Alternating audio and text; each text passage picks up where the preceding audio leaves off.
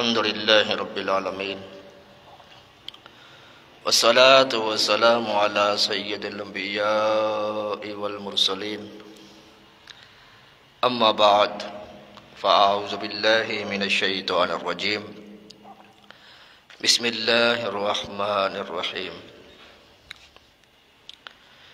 إن عدة الشهور عند الله 12 شهرا في كتاب الله يوم خلق السماوات والأرض منها 4 حرم ذلك الدين القيم فلا تظلموا فيهن أنفسكم وقاتلوا المشركين كافة كما يقاتلونكم كافة وَاعْلَمُوا أَنَّ اللَّهَ مَعَ الْمُتَّقِينَ آمنت بالله صدق الله العظيم وبلغنا رسوله النبي الكريم ونحن على ذلك لمن الشاهدين والشاكرين والحمد لله رب العالمين قال الله تبارك وتعالى في شان حبيبه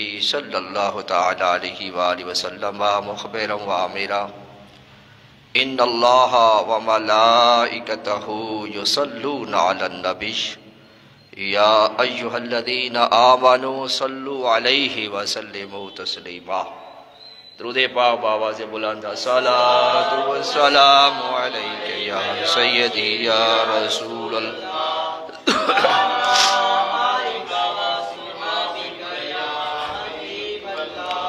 الصلاة والسلام عليك يا سيدي يا وعلى آلك وصحابك يا حبيب الله الصلاة والسلام عليك يا سيدي يا رسول الله وعلى آلك وصحابك يا حبيب الله آج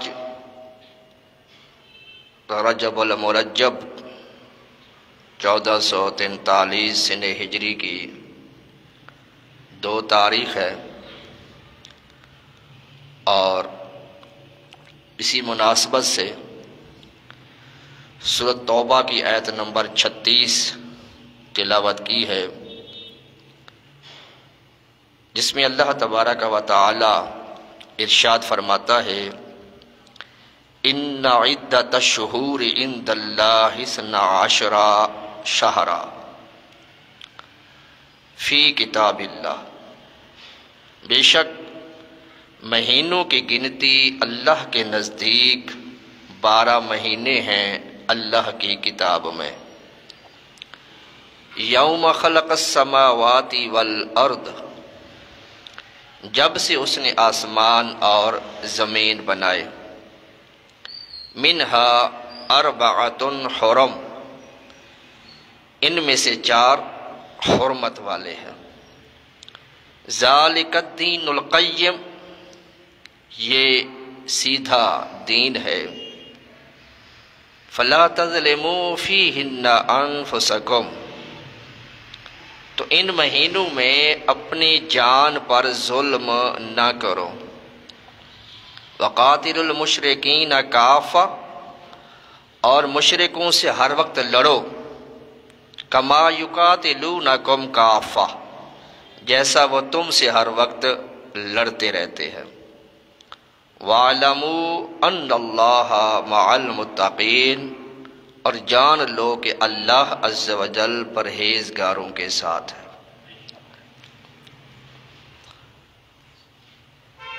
اہل عرب قمری سال سے اپنے دین و دنیاوی کام کرتے تھے، باقی دوسرے لوگ شمسی مہینوں اور شمسی سال سے حساب کرتے تھے۔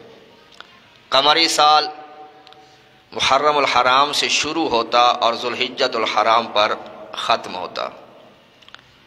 شمسی سال جنوری سے شروع ہوتا اور دسمبر پر ختم ہوتا، اور یہ شمسی سال 365 دن اور 6 گھنٹوں کا ہوتا ہے۔ 365 دن اور 6 گھنٹے۔ اب یہ ہر سال 6 گھنٹے بڑھے تو 4 سال کے بعد کتنے گھنٹے بن گئے؟ 24 گھنٹے۔ اسی لیے پھر ایک دن کو بڑھا دیا جاتا ہے، یعنی فروری کے 28 دن ہوتے ہیں تو 4 سال کے بعد فروری کے کتنے ہو جاتے ہیں؟ 29 دن ہو جاتے ہیں، جسے لیپ کا سال کہتے ہیں۔ لیپ کا سال وہ بھی ہوتا ہے کہ جو 4 پہ پورا پورا تقسیم ہو جائے، اور قمری سال جو ہوتا ہے یہ 355 دن کا ہوتا ہے۔ یہ مہینے کبھی 29 کے اور کبھی 30 کے ہوتے ہیں۔ اسلامی مہینے کبھی 30 کے اور کبھی 29 کے ہوتے ہیں، لیکن انگریزی مہینے جو ہیں، جو عیسوی ہے شمسی مہینے، وہ 30 کے بھی ہیں اور 31 کے بھی ہیں، اور ایک مہینہ فروری کا 28 یا 29 کا بھی ہے۔ میرے والد گرامی، یہ جو 12 مہینے ہیں جنوری فروری، ان کے دنوں کو یاد کرنے میں دقت ہوتی تھی بچپن میں۔ ہمارے والد صاحب اللہ انہیں جنت نصیب کرے، وہ ہمیں ایک شعر یاد کراتے تھے کہ بیٹا یہ شعر یاد کر لو، تمہیں کوئی مہینہ نہیں بھولے گا کہ کتنے دن کس مہینے کے ہیں۔ وہ کہتے تھے پڑھو 30 دن ستمبر کے، اپریل جون نومبر کے۔ 30 دن ستمبر کے، اپریل جون نومبر کے، یعنی 30 دن ستمبر کے ہیں، اپریل کے بھی 30 ہیں، جون کے بھی 30 ہیں، اور نومبر کے بھی 30 ہیں۔ 30 دن ستمبر کے، اپریل جون نومبر کے، فروری کے ہیں 28، باقی سب کے 1 اور 30۔ 30 والے مہینے دن والے پہلے بتا دیے، اور اس کے باقی جتنے مہینے وہ سارے 31 والے ہیں، اور 28 والا جو ہے وہ فروری ہے۔ لیپ کا جب سال آئے، یعنی 4 سال کے بعد لیپ کا جب سال آئے، فروری میں ایک اور بڑھائے، یہاں 28 دن تھے وہاں 29 ہو جاتے ہیں۔ تو پہلے یہ جو مشرکین عرب تھے یہ مہینوں کے دن بڑھا دیتے تھے۔ مرضی آتے کسی مہینے کو 30 دن کا کر دیتے، مرضی آتے کسی مہینے کو 31 دن کا کر دیتے، مرضی آتے کسی مہینے کو 32 دن کا کر دیتے، اپنی منشا کے مطابق دن بڑھا دیتے تھے۔ تو پھر اللہ تبارک و تعالیٰ نے یہ آیت مقدسہ نازل فرما دی، اور 12 مہینوں کے بجائے 13 مہینے بھی کر دیا کرتے تھے۔ پھر اللہ تعالیٰ نے یہ آیت مقدسہ نازل فرمائی، ان عدت الشہور عند اللہ، شہر کہتے ہیں مہینے کو۔ اللہ فرماتا ہے بے شک مہینوں کی جو گنتی ہے اللہ کے نزدیک 12 شہرا، وہ 12 مہینے ہیں۔ فی کتاب اللہ، اللہ کی کتاب میں، یوم خلق السماوات والارض، جب سے اللہ تعالیٰ نے زمین و آسمان کو پیدا کیا، بنایا، خلق کیا۔ آگے فرمایا منہا اربعۃ حرم، ان میں سے 4 بڑی حرمت والے مہینے ہیں جنہیں ماہ حرام کہا جاتا ہے، حرمت والے مہینے۔ ان میں ایک مہینہ رجب المرجب ہے جو چل رہا ہے، یہ حرمت والا مہینہ ہے، اور باقی 3 مہینے اکٹھے ہیں، یعنی ذوالقعدہ شریف، ذوالحجۃ الحرام اور محرم الحرام، یہ 3 مہینے اکٹھے ہیں، اور چوتھا مہینہ رجب المرجب ہے۔ تو اللہ تعالیٰ نے فرمایا 4 مہینے، ان 12 میں سے 4 مہینے بڑی حرمت والے ہیں، اور اللہ تعالیٰ کو 4 کا عدد بڑا پسند ہے۔ 4 کا عدد اللہ کو بڑا پسند ہے۔ حرمت والے مہینے کتنے؟ ہاں جی، حرمت والے مہینے کتنے ہیں جی؟ 4۔ اور اللہ تعالیٰ کے افضل ترین فرشتے بھی 4 ہیں، سید جبرائیل علیہ السلام، سیدنا میکائیل علیہ السلام، سیدنا اسرافیل علیہ السلام، اور سیدنا عزرائیل علیہ السلام۔ جبرائیل علیہ السلام کا کام یہ ہے کہ وہ اللہ کا پیغام نبیوں تک پہنچاتے رہے، وحی لاتے رہے۔ میکائیل علیہ السلام کی ڈیوٹی یہ ہے کہ وہ لوگوں تک رزق پہنچاتے ہیں اور بارش کا انتظام کرتے ہیں، اور اسرافیل علیہ السلام کی ڈیوٹی یہ ہے کہ وہ ایک سور لے کر بیٹھے ہوئے ہیں، جب اللہ تعالیٰ کا حکم ہوگا اس کو پھونکو، اس میں جب پھونکیں گے اس سے قیامت قائم ہوگی۔ اور اسرائیل علیہ السلام وہ روحیں قبض کرتے ہیں، جان نکالتے ہیں، جسے ملک الموت بھی کہتے ہیں۔ تو اللہ کے افضل ترین فرشتے کتنے ہیں؟ 4۔ اور افضل کتابیں وہ بھی 4، تورات، انجیل، زبور اور قرآن مجید۔ اسی طرح وضو کے فرائض کتنے ہیں؟ 4۔ اور افضل ترین کلمات تسبیحات جو ہے وہ بھی 4 ہیں۔ کون سے؟ سبحان اللہ والحمد للہ ولا الہ الا اللہ واللہ اکبر، یہ بھی 4 تسبیحات کے کلمات ہیں۔ موسم کے کتنے، سال کے موسم کتنے ہیں؟ 4، سرما، گرما، بہار، خزاں۔ اسی طرح خلفائے راشدین کتنے ہیں؟ 4، سیدنا صدیق اکبر، سیدنا فاروق اعظم، سیدنا عثمان غنی اور سیدنا مولا علی مشکل کشا رضی اللہ عنہ اجمعین۔ اور حضور نبی کریم صلی اللہ تعالیٰ علیہ وسلم نے فرمایا 4 راتوں میں اللہ تعالی خیر و برکت کی بارش فرماتا ہے۔ تو وہ 4 راتیں کون سی ہیں؟ 2 راتیں عیدین کی، یعنی یکم شوال کی جو شب ہوتی ہے چھوٹی عید کی، عید الفطر والی رات، دوسری عید الاضحیٰ کی یعنی 10ویں رات ذوالحجہ کی، اور تیسری شب برات کی رات، اور چوتھی فرمایا رجب المرجب کی پہلی رات جو گزر چکی ہے پیچھے۔ تو 4 کا عدد اللہ تعالیٰ کو بڑا پسند ہے۔ پہلے اسلامی سال نہیں ہوتا تھا، حضور پاک صلی اللہ علیہ وسلم کے زمانے میں، اس سے پہلے اسلامی سن نہیں ہوتا تھا، مہینے ہوتے تھے، محرم، صفر، ربیع الاول، ربیع الثانی، اس طرح، لیکن سن نہیں تھا، سال نہیں تھا۔ عیسوی سن چلتا تھا، جیسے حضور نبی کریم صلی اللہ تعالی علیہ وسلم 571 عیسوی کو دنیا میں تشریف لائے، پیر کے دن صبح صادق کے وقت، اور غالباً 21 اپریل تھی شاید۔ تو اس سالوں کو وہ کسی خاص واقعے کے ساتھ منسلک کر دیتے تھے۔ مثال کے طور پر جو ہاتھی کا واقعہ ہوا، ابراہا لشکر لے کے خانہ کعبہ کو معاذ اللہ شہید کرنے کے لیے آگے بڑھا اور اس نے حملہ کرنا چاہا، اور ہاتھی والوں کا جو انجام ہوا وہ قرآن پاک کی صورت میں موجود ہے، الم تر کیف فعل ربک باصحاب الفیل۔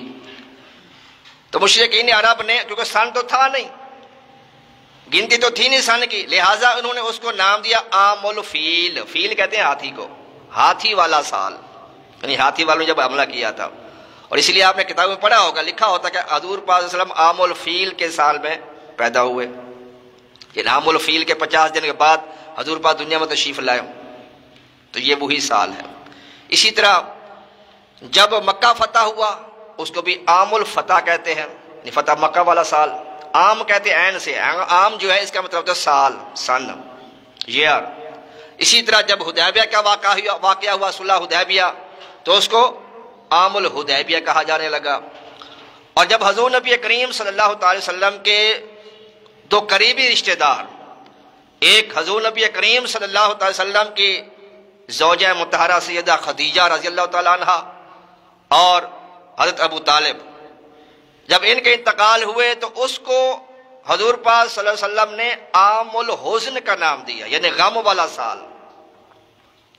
حضور نبی کریم صلی اللہ تعالی علیہ وآلہ وسلم کے وصال کے بعد خلافت فاروقی کے اندر فاروق اعظم رضی اللہ تعالی سیدنا موسیٰ اشعری رضی اللہ تعالی عنہ کے خط لکھا، اس میں شعبان کا مہینہ لکھا ہوا تھا لیکن سال نہیں لکھا ہوا تھا۔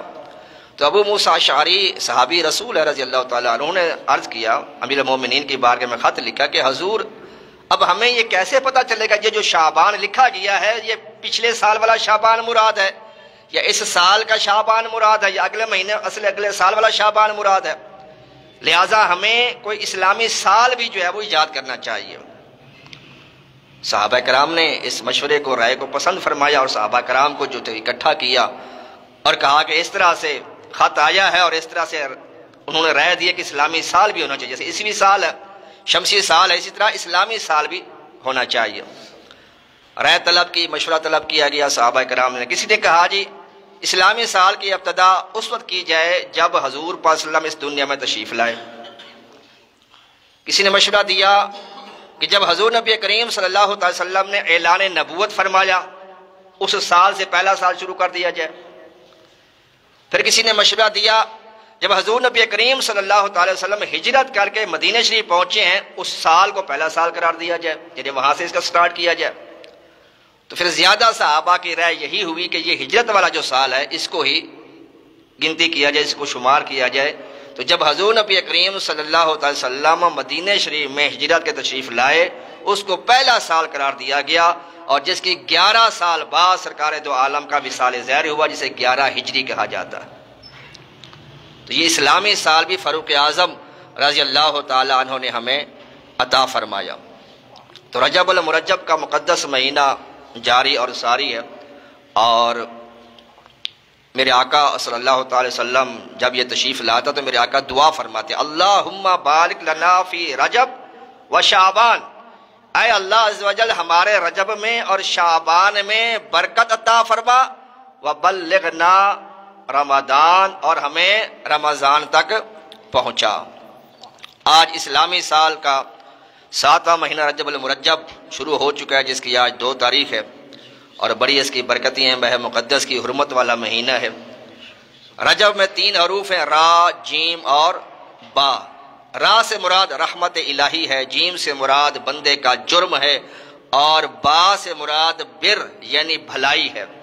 یعنی اس مہینے میں جو گناہگار بندہ اللہ کی بارگاہ میں اپنے جرموں کا گناہوں کا اقرار کر کے توبہ استغفار کرتا ہے اللہ تعالیٰ اس کی بخشش فرما دیتا ہے۔ اور سیدنا صفوری رحمۃ اللہ علیہ فرماتے ہیں رجب المرجب بیج بونے کا مہینہ ہے، شعبان المعظم آب پاشی کا مہینہ ہے، اور رمضان مبارک فصل کاٹنے کا مہینہ ہے۔ اور لطائف المعارف میں ہے کہ ماہ رجب ہوا کی طرح ہے، ماہ شعبان بادل کی طرح ہے، اور رمضان المبارک بارش کی طرح ہے۔ سال درخت کی مانند ہے، اور رجب میں اس کے پتے نکلتے ہیں، شعبان میں اس کی شاخیں نکلتی ہیں، اور رمضان میں مسلمان پھل توڑا کرتے ہیں، یعنی ڈھیروں نیکیاں کماتے ہیں۔ اور سیدنا فاروق اعظم رضی اللہ عنہ دیگر صحابہ کرام علیہم رضوان رجب کے مہینے میں عمرہ کرنا زیادہ پسند کرتے تھے، اور سیدہ عائشہ صدیقہ کا بھی یہی معمول تھا کہ آپ عمرہ جو ہے وہ رجب میں کرنا زیادہ پسند کرتے۔ اور اس مہینے سیدنا امام جعفر صادق رضی اللہ تعالیٰ عنہ کے ایصال ثواب کے لیے نیاز دی جاتی ہے۔ 15 رجب المرجب کو آپ کا جو ہے وہ وصال ہوا زہر کی وجہ سے، آپ کو زہر دیا گیا تھا۔ امام جعفر صادق رضی اللہ تعالیٰ، امام باقر رضی اللہ عنہ کے بیٹے ہیں، امام باقر بیٹے ہیں امام زین العابدین کے، امام زین العابدین بیٹے ہیں مولا حسین کے، اور حسین بیٹے ہیں سیدنا علی پاک رضی اللہ تعالیٰ عنہ کے۔ امام جعفر صادق کے ایصال ثواب کے 15 رجب کو جو ہے وہ ایصال ثواب کا اہتمام کیا جاتا ہے، اور اس کی 22 تاریخ کو کنڈوں کا ختم دلایا جاتا ہے سیدنا امیر معاویہ رضی اللہ تعالیٰ عنہ کے ایصال ثواب کے لیے۔ بعض لوگ اکٹھا دونوں کر دیتے ہیں، امام جعفر صادق کا بھی اور سیدنا امیر معاویہ کا بھی 22 تاریخ کو کرتے ہیں۔ تو اصل تاریخ جو ہے امام جعفر صادق کی وہ 15 رجب ہے۔ کوشش کیجئے کہ 15 رجب کو ان کے نام کی ایصال ثواب دیا جائے، کیونکہ بزرگان دی فرماتے ہیں کہ جس دن جس وقت کوئی اللہ کا نیک بندہ اس دنیا سے پردہ کرتا ہے وہ قبولیت کا لمحہ ہوتا ہے، لہٰذا اس وقت اگر فاتحہ دی جائے، ختم دلایا جائے، ان کے نام کی نیاز دی جائے اور دعا کی جائے تو اللہ تعالیٰ ان کی برکت سے وہ دعا قبول فرماتا ہے۔ اور ہماری کئی اسلامی بہنیں اپنے گھروں میں طرح طرح کی کتابیں، داستان عجیب کے نام سے کتاب پڑھتی ہیں، لکڑہارے کی کہانی والی کتاب پڑھتی ہیں، سید بی بی فاطمہ کا معجزہ کے نام سے کتاب پڑھتی ہیں۔ اسی طرح ایک اور آپ نے بھی دیکھا ہوگا، میں نے تو کئی دفعہ دیکھا ہے، ایک پرچہ ملتا ہے شیخ احمد کا وصیت نامہ، یہ بچپن سے ہم دیکھ رہے ہیں۔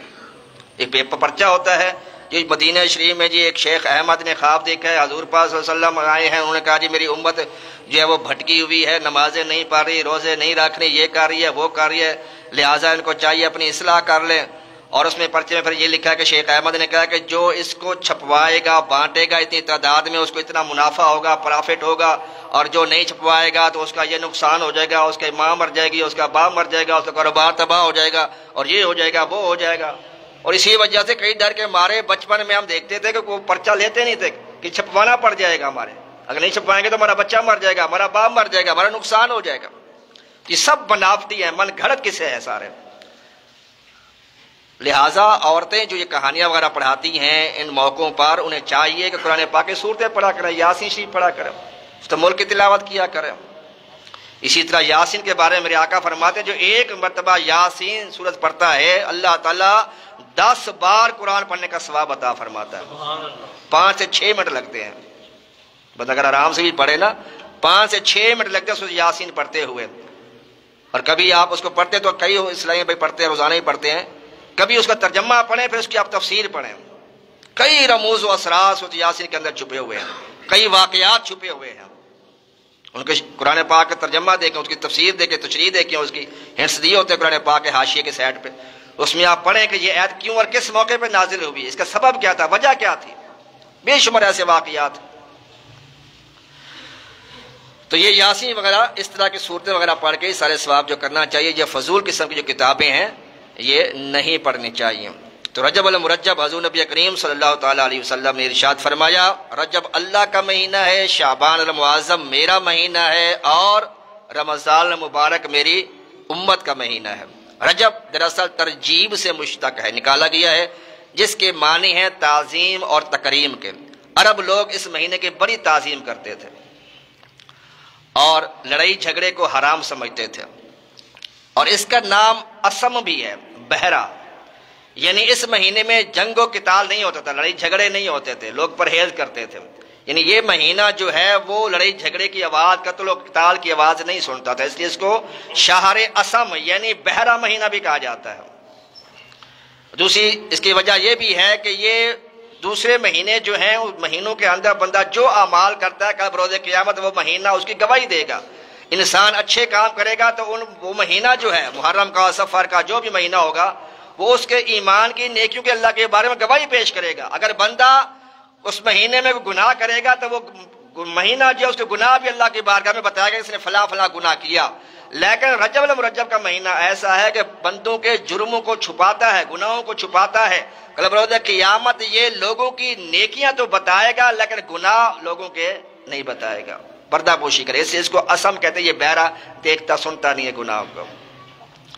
اور بھی کئی نام ہے اس ماہ مقدس کے۔ سیدنا عبداللہ بن عباس رضی اللہ تعالیٰ عنہما سے روایت ہے حضور نبی کریم صلی اللہ تعالی وسلم نے ارشاد فرمایا رجب کے پہلے دن کا روزہ 3 سال کے گناہوں کا کفارہ ہے، اور دوسری تاریخ کا روزہ فرمایا 2 سال کے گناہوں کا کفارہ ہے، اور فرمایا جو تیسری رجب کا روزہ رکھتا ہے اللہ تعالیٰ اس کے 1 سال کے گناہوں کا کفارہ بنا دیتا ہے۔ فرمایا بے شک جنت میں ایک نہر ہے جس کا نام رجب ہے، اس کا پانی دودھ سے زیادہ سفید، شہد سے زیادہ میٹھا اور برف سے زیادہ ٹھنڈا ہے، اس نہر سے وہی پیے گا جو اس مہینے میں روزے رکھے گا۔ اور تابعی بزرگ سیدنا ابو قلابہ رضی اللہ تعالیٰ فرماتے ہیں کہ رجب کے روزہ داروں کے لیے جنت میں عظیم الشان محل تیار کیا جاتا ہے۔ اور سیدنا انس رضی اللہ تعالیٰ عنہ سے مروی ہے کہ نبیوں کے سالار دو عالم کے مالک و مختار باذن پروردگار عز و جل صلی اللہ علیہ وسلم نے ارشاد فرمایا جس نے ماہ حرام میں، ماہ حرام کون سے ہیں؟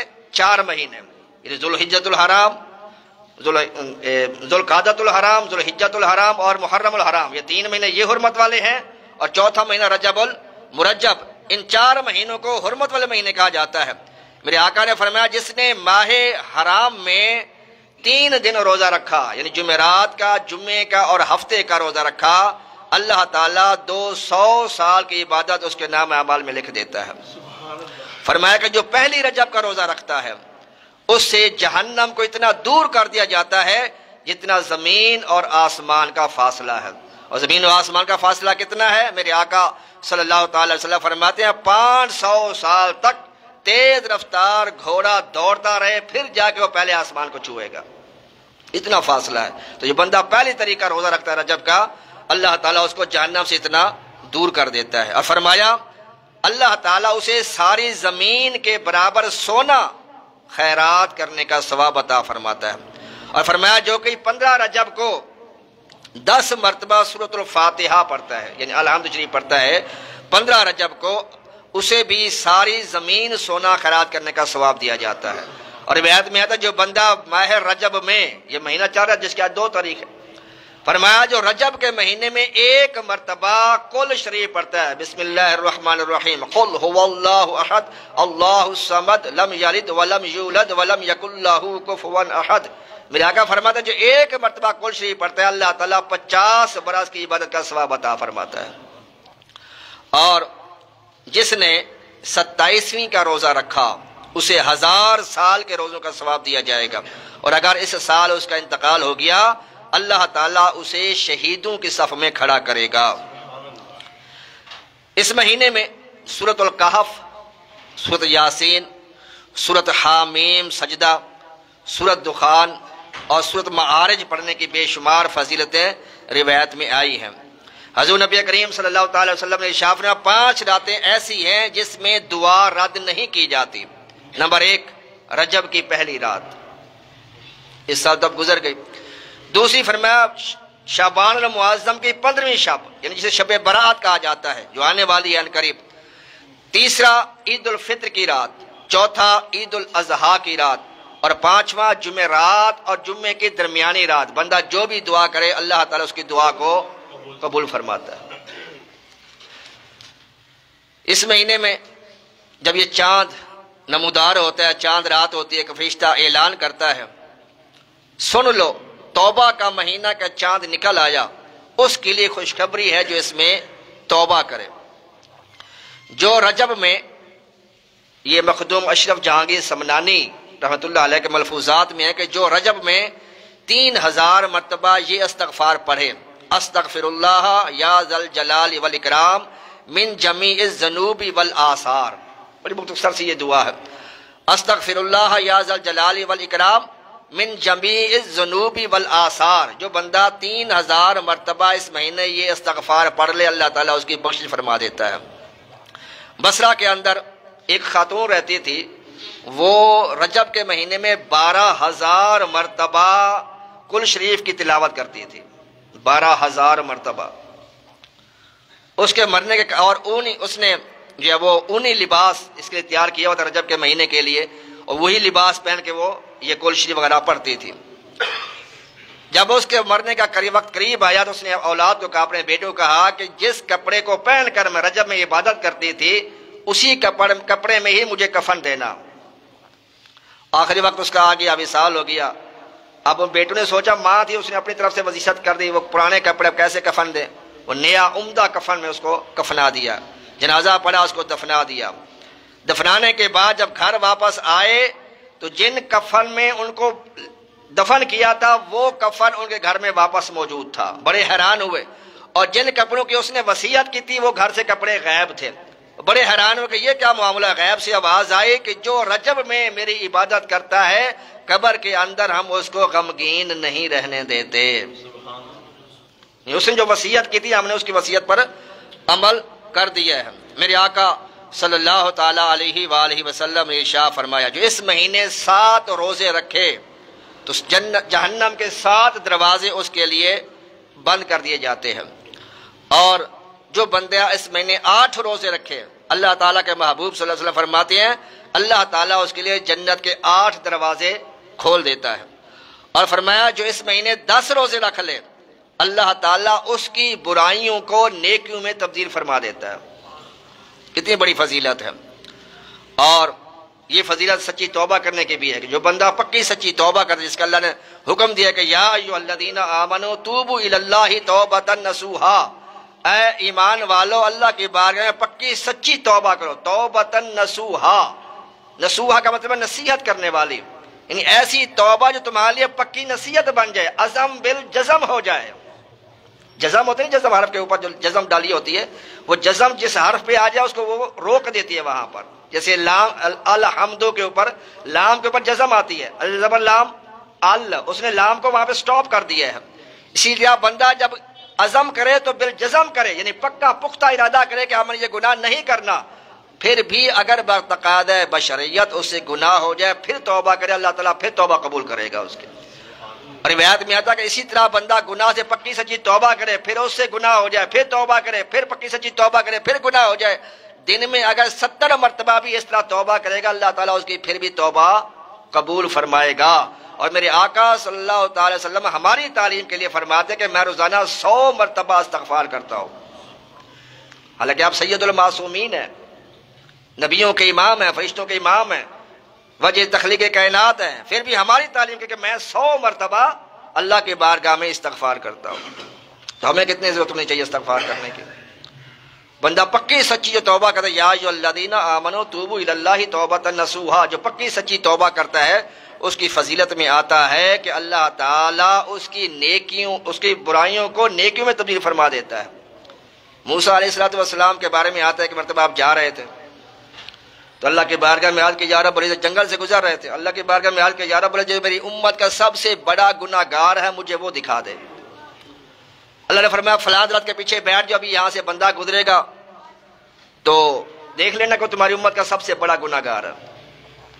ایک شخص وہاں سے گزرا، چھوٹا سا بچہ اس کے ساتھ انگلی پکڑے ہوئے جا رہا تھا. تو آپ نے دیکھ لیا اچھا میری امت کا یہ سب سے بڑا گناہ گار ہے، یہ سب سے زیادہ گناہ ہے. اب وہ چلا گیا. تھوڑی دیر کے بعد سیدنا موسیٰ علیہ السلام نے پھر اللہ کی بارگاہ میں عرض کیا یا رب العزت، جو میری امت کا سب سے زیادہ نیکوکار ہے وہ بھی دکھا دے. اللہ نے فرمایا وہ بھی ابھی یہیں سے گزرے گا، اس کو دیکھ لینا. تھوڑی دیر کے بعد وہی شخص اپنے بچے کی انگلی پکڑ کے وہاں سے گزر گیا. بڑے حیران ہوئے کہ یہ اللہ، یہ کیا ابھی تھوڑی دیر پہلے سب سے بڑا گناہ گار تھا، اب سب سے بڑا نیکوکار بن گیا. اللہ تعالیٰ نے فرمایا کہ جب یہاں سے گزرا تھا تو بڑا گناہ گار تھا، بڑے گناہ تھے اس کے. آگے جب گیا تو بچے نے کہا ابو دیکھو کتنے اونچے اونچے درخت ہیں، کتنے بڑے بڑے درخت ہیں، درختوں سے بڑی بھی کوئی چیز ہے؟ تو اس نے کہا ہاں بیٹا، اس سے بڑے پہاڑ ہوتے ہیں. تو بچہ تھا، اس نے کہا اچھا بابا کیا پہاڑوں سے بڑی کوئی چیز ہے؟ کہا ہاں بیٹا وہ زمین ہے، بڑی ہے اس سے. اچھا بابا کیا زمین سے بڑی کوئی چیز؟ فرمایا وہ آسمان ہے. بچہ تھا، اس نے پھر سوال کر دیا بابا جان کیا آسمان سے بڑی کوئی چیز ہے؟ فرمایا ہاں بیٹا وہ عرش و کرسی ہے اللہ کی. اس بچے نے پھر کہا کہ عرش و کرسی سے بھی کوئی بڑی چیز ہے. واسیہ کرسی السماوات والارض، اللہ کے جو کرسی زمین و آسمان کو گھیرے ہوئے ہیں، اللہ کی کرسی جو ہے وہ زمین آسمان سے بڑی ہے. بچے نے پھر سوال کیا بابا کیا اللہ کی کرسی سے بڑی کوئی چیز ہے؟ اب اس کی آنکھوں میں آنسو آئے اور یہ رویا. اس نے کہا بیٹے ہاں وہ تیرے باپ کے گناہ ہیں جو کرسی سے بھی بڑے ہیں. بچہ تھا، پھر سوال کیا بابا جان کیا آپ کے گناہوں سے بھی بڑی کوئی چیز ہے؟ تو یہ شخص پھر رویا بیٹے گناہ تو میرے بہت بڑے ہیں لیکن اللہ کی رحمت ان گناہوں سے بھی بہت بڑی ہے. وہ چاہے تو میرے سارے گناہوں کو ایسے ہی مٹا دے. تو اس کی یہ ندامت کا اظہار کرنا، یہ آنسو بہانا، میرے آقا صلی اللہ تعالیٰ علیہ وآلہ وسلم فرماتے ہیں کہ جو اللہ کے خوف سے اتنا روئے کہ مکھی کے سر کے برابر اس کا وہ جو ہے وہ پانی قطرہ جو ہے پانی کا نکل جائے. مکھی کا سر کتنا چھوٹا سا ہوتا ہے. میرے آقا فرماتے ہیں کہ جو مکھی کے سر کے برابر اللہ کے خوف سے روئے، اللہ تعالیٰ اس کو اس وقت تک جہنم میں نہیں ڈالے گا جب تک بکری کے تھنوں سے نکالا ہوا دودھ واپس تھنوں میں نہ چلا جائے. بکری کا دودھ نکال لیں واپس تھن میں جا سکتا ہے؟ جس طرح بکری کا نکالا ہوا دودھ تھنوں میں نہیں جا سکتا، اسی طرح جو اللہ کے خوف سے اتنا روئے کہ مکھی کے سر کے برابر، اللہ فرماتا پھر اس کو میں جہنم میں نہیں بلکہ جنت میں داخل کروں گا. اور یہ واقعہ تو میں نے آپ کو کئی دفعہ سنایا ہے. ایک بندہ اللہ کی بارگاہ میں، چلو پھر کبھی سے کیونکہ وقت ہو گئی ہے. اللہ تبارک و تعالی ہمیں اس ماہ مقدس کی تکریم تعظیم کر کے زیادہ سے زیادہ روزے رکھنے کی توفیق عطا فرمائے. وما علیہ الا البلاغ. سنت ادا.